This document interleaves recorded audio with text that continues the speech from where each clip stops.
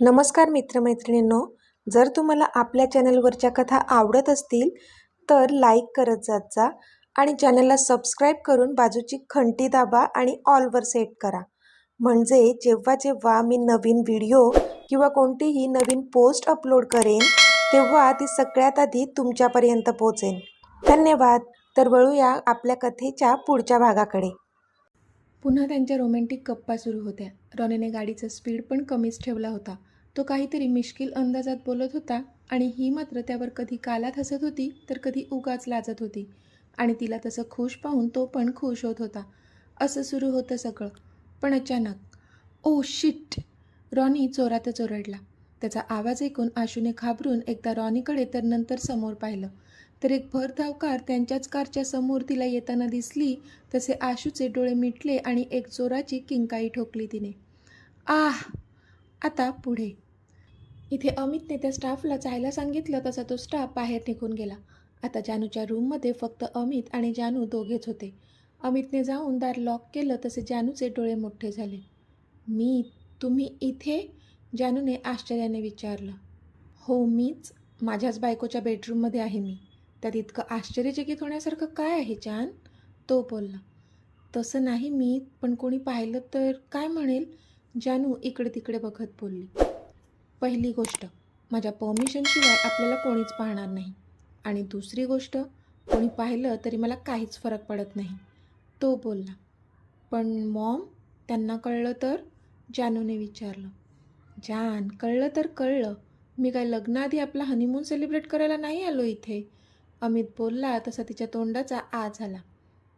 काहीही बोलता तुम्ही, ती बोलली. अगं मग खरंच तर बोलतोय. पण हां, तुला घाई असेल तर माझी काहीच हरकत नाही आहे हां. तो मिश्किलपणे बोलला तशी ती मात्र डोळे मोठे करून त्याच्याकडे पाहू लागली. तुम्ही ना जा बाबा, मला नाही बोलायचं आहे तुमच्याशी, ती लटका राग दाखवत बोलली. अरे चिडायला काय झालं? Okay, I am sorry. तुला नाही, मलाच घाई आहे आपल्या हनीमूनची. ठीक आहे, मग तर झालं. तो बोलला तशी हसली ती. हॅपी? तो बोलला तशी तिने स्माईल करून होमध्ये मान हलवली. अँड डोंट वरी, मॉमची परमिशन घेऊनच आलो आहे मी इथे. तो बोलला. पण तुम्ही कशासाठी आला आहात इथे? तिने आता तिला पडलेला प्रश्न विचारला. कारण कधीपासून सगळं संभाषण त्यांचं झालं होतं. पण तो इथे कशासाठी आला आहे हे काही तिला अजून कळलं नव्हतं. कळेल, बस इथे. तो बोलला तशी ती त्याच्या बाजूला बसली. हे बघ. त्याने तिथे ठेवलेल्या त्या मोठ्या परातीवरून ठेवलेलं ते कापड काढलं आणि तिला दाखवलं. त्यामध्ये खूप सारे डायमंडचे दागिने होते, जे की तिने आता घातलेल्या साडीवर मॅचिंग होते. Wow, it's so beautiful. ती त्या दागिन्यांवरून हात फिरवत बोलली. तुला आवडले ना? त्याने विचारलं. खूप जास्त आवडले म्हणजे तुम्ही आणून देणार होतात दागिने, म्हणून त्या ब्युटिशियनने मला दागिने नाही घातले. सो स्वीट ऑफ यू असं म्हणून तिने त्यातला एक दागिना घेतला आणि तो तिच्या गळ्यात घालणार तोच त्याने तिचा हात पकडला. तशी ती त्याच्याकडे पाहतच राहिली. काय झालं हे दागिने माझ्यासाठीच आहेत ना? तिने विचारलं. हो, तुझ्यासाठीच आहेत हे दागिने, पण तू ते तुझ्या हाताने नाही घालणार. तो बोलला, पण ती मात्र त्याच्याकडे प्रश्नार्थक पाहू लागली. मी नाही घालणार म्हणजे? तिने न समजून विचारलं. तसा हसला तो. ते दागिने मी तुला घालणार आहे. आज माझ्या नवरीला मी माझ्या हाताने सजवणार आहे. तो बोलला. तशी मात्र ती नकशिखांत लाजली. तुम्ही? तिने लाजून विचारलं. हो चालेल ना तुला? त्याने मुद्दाम विचारलं. तशी तिने पुन्हा हसून होमध्ये मान हलवली. तसा तो गालात हसला. ये. तो बोलला तशी ती त्याच्याकडे पाहू लागली, कारण ती तर त्याच्या बाजूलाच बसली होती. मग तो अजून कुठे यायला सांगत होता. पण आत्ता जेव्हा त्याने त्याच्या मांडीवर त्याच्या हाताची थाप मारली तेव्हा तिला कळलं की तो तिला त्याच्या मांडीवर बसायला सांगत होता. आणि त्यामुळे अजून जास्त लाजली होती ती. पण लाजत हळूहळू ती त्याच्या बाजूने सरकून आता त्याच्या मांडीवर बसली होती. स्वतःच्याच नवऱ्याच्या मांडीवर बसली होती ती, तरी तिला आता खूप ऑकवर्ड वाटत होतं. आधीची गोष्ट वेगळी होती. तेव्हा असा खूप रोमांस केला होता त्यांनी. पण आता इतक्या वर्षांनी त्याचा हा अंदाज बघून तिला स्वतःलाच कळत नव्हतं काय रिॲक्ट व्हावं. एका बाजूने अतोनात आनंद होत होता आणि एका बाजूने हृदयात जोराची धडधड पण सुरू होती. त्याने मात्र तिचा हात हातात घेतला आणि त्यामध्ये एक एक करून डायमंडच्या त्या बांगड्या घालू लागला तो. पण जशी एक बांगडी घालून होत होती तो तिच्या हातावर किस करत होता आणि ती मात्र लाजून चूर झाली होती. आता दोन्ही हातामध्ये बांगड्या घालून झाल्या होत्या आणि तो एकटक तिच्याकडे पाहत होता. तसं तिला अजूनच लाज दाटून येत होती. अहो, असं का बघत आहेत? तिने लाजून विचारलं. माझी बायको इतकी सुंदर दिसते, मन भरतच नाही माझं. बास, तुलाच बघत राहावं असं वाटतंय. तो तिला अजून जवळ घेत बोलला. बास ना आता, ती लाजून बोलली. तसा गालात हसला तो आणि त्याने तिला आता त्याच्या मांडीवरून उचलून बेडवर बसवलं आणि तो तिच्या पायाशी बसला. त्याने तिचा पाय आपल्या मांडीवर ठेवला. तशी ती मात्र डोळे मोठे करून त्याच्याकडे पाहू लागली. अहो, हे काय करताय तुम्ही? प्लीज उठा, ती तिचा पाय स्वतःजवळ घेत बोलली. जान प्लीज, मला माझं काम करू दे, तो बोलला आणि त्याने पुन्हा तिचा पाय स्वतःच्या मांडीवर ठेवला आणि आत्ता त्या पायात त्याने पैंजण घातले. ती मात्र ते सुंदर पैंजण पाहतच राहिली. त्याने तिच्या दोन्ही पायात पैंजण घातले आणि तिचा पाय थोडा वर करून तिच्या तळपायावर किस केला तशी हुरळून गेली ती. मीत प्लीज, ती लाजून बोलली आणि स्वतःचा पाय त्याच्याकडून सोडवून तिथून उठून पळून गेली. तसा तो पण गालात हसून तिच्या जवळ गेला. पण ती मात्र त्या भिंतीजवळ जाऊन त्याला पाठमोरी उभी होती. जान, माझ्याकडे बघ, तो बोलला. तशी ती त्याच्या बाजूने वळली, पण नजर मात्र खालीच होती. त्याने एक डायमंड इयरिंग तिच्या कानात घातला आणि पुन्हा तिथे ओठ टेकवले. तशी हसली ती. तिच्या दुसऱ्या कानातही त्याने दुसरं इयरिंग घातलं आणि पुन्हा ओठाची मोहर तिथे उमटवली. ती आता लाजून तिथून पुन्हा जाऊ लागली, पण त्याने तिचा हात पकडला आणि तिला मागून मिठीत घेतलं. त्याने तिच्या गळ्यावरून अलगद स्वतःचा हात फिरवला तशी ती शहारून गेली. श्वासांची गती तर कायच्या काय वाढली तिच्या. पण लगेच त्याने तिच्या गळ्यात ते डायमंड नेकलेस घातलं आणि आता मागून त्या नेकलेसचं हूक लावलं. पण ते लावताना त्याच्या बोटांचा तिथे होणारा स्पर्श मात्र तिच्या शरीरावर हजारो मोरपीस फिरवून गेला. त्याने जिथे ते नेकलेसचं हूक लावलं होतं तिथे तिच्या मानेवर एक डीप किस केला. तसे डोळेच मिटले तिने, पण तो मात्र तिथेच थांबला नाही. त्याने त्याचा तो राकट हात तिच्या त्या उघड्या पाठीवरून फिरवला तसं तिचं हृदय डबलच्या स्पीडने धावू लागलं. पण त्यातूनही ती सावरते न सावरते तोच त्याने तिला वळवलं आणि भिंतीवर पुश केलं. तिचे डोळे अजूनही बंदच होते, पण आत्ता तो काय करणार हे पाहण्यासाठी तिने डोळे उघडले तर तो चेहऱ्यावर खट्ट्याळ स्माईल घेऊन तिच्याचकडे पाहत होता.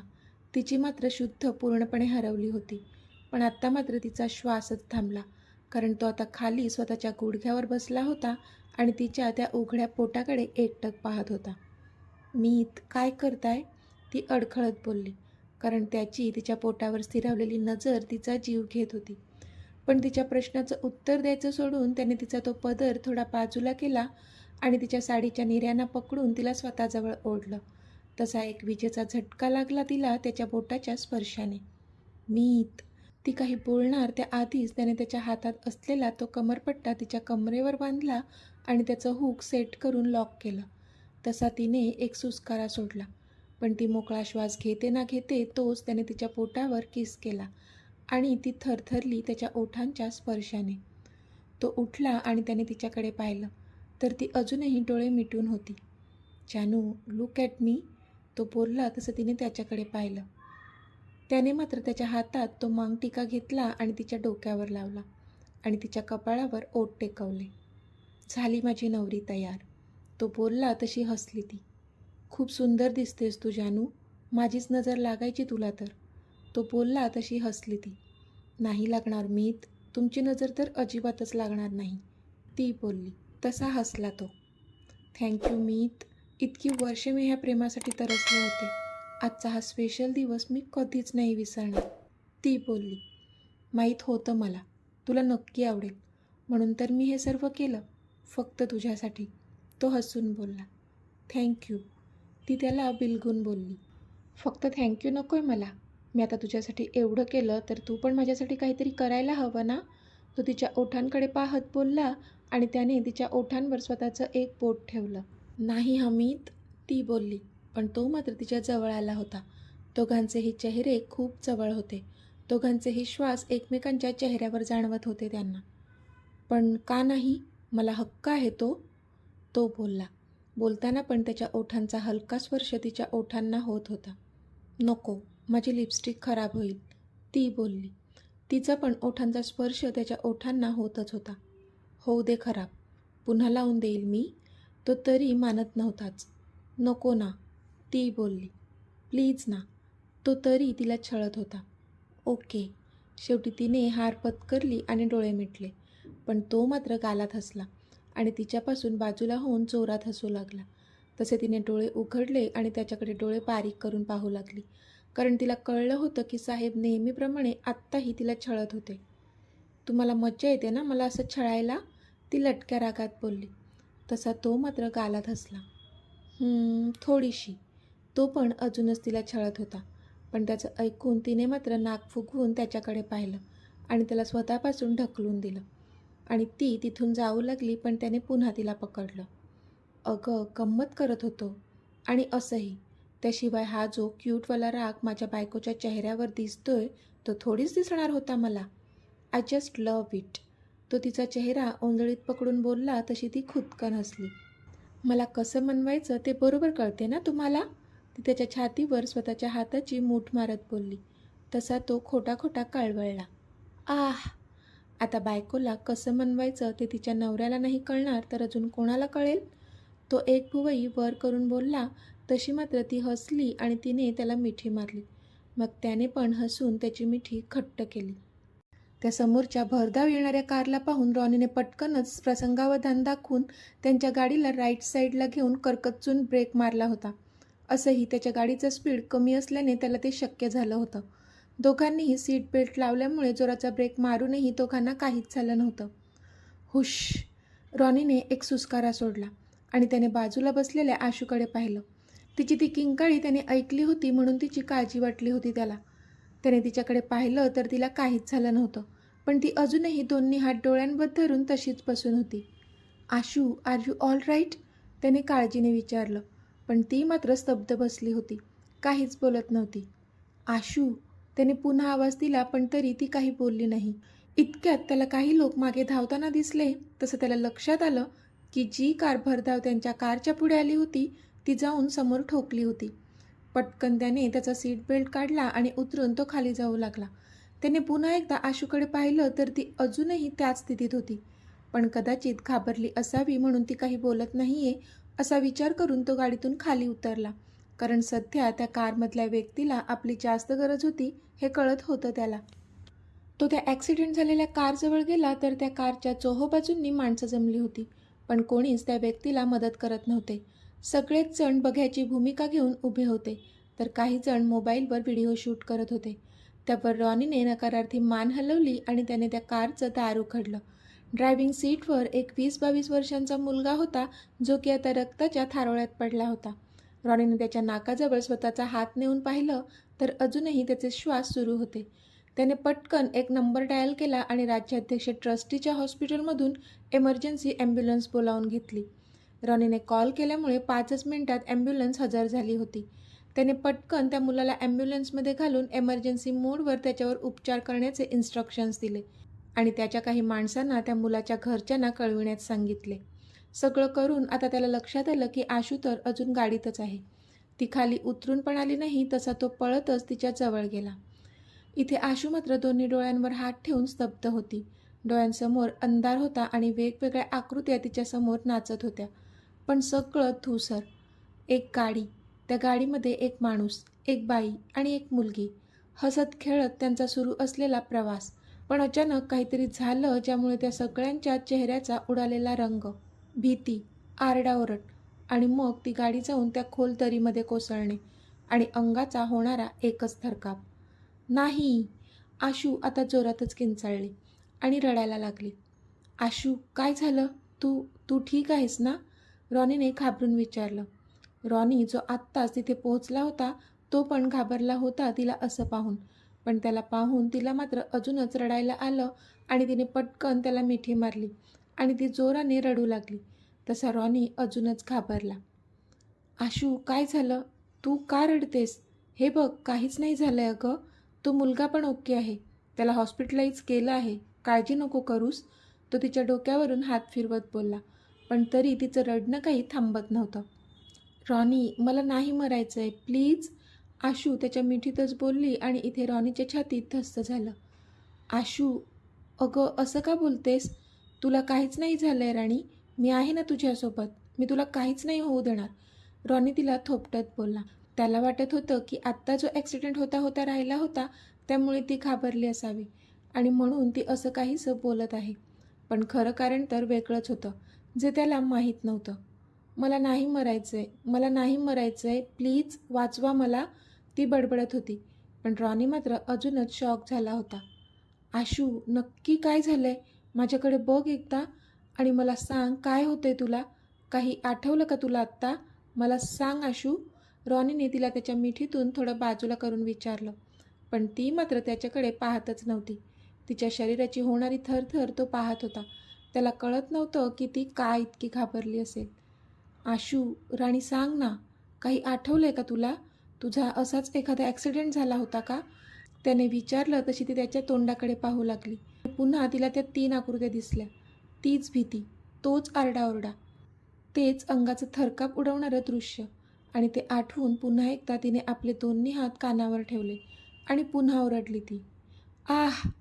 आशू, त्याने पुन्हा तिला काळजीने आवाज दिला. रॉनी, मला घरी जायचं आहे, प्लीज, ती रडतच बोलली. ओके ओके, रिलॅक्स, आपण घरी जाऊया, तो बोलला. आशूची आत्ताची परिस्थिती बघता तिला ह्याबद्दल आता काही विचारणं योग्य नाही आहे. आपण नंतर ती थोडी स्टेबल झाल्यावर विचारू, असा विचार त्याने केला आणि गाडी स्टार्ट केली. त्याने गाडीचा स्पीड कमीच ठेवला होता. अधूनमधून तो तिच्याकडे पाहत होता, पण ती मात्र डोळे मिटून सीटवर मागे रेलून बसली होती. पूर्ण रस्त्याभर काहीच बोलली नाही ती. कधीपासून दोघांच्या मस्त रोमॅन्टिक गप्पा सुरू होत्या. ती किती जास्त खुश होती.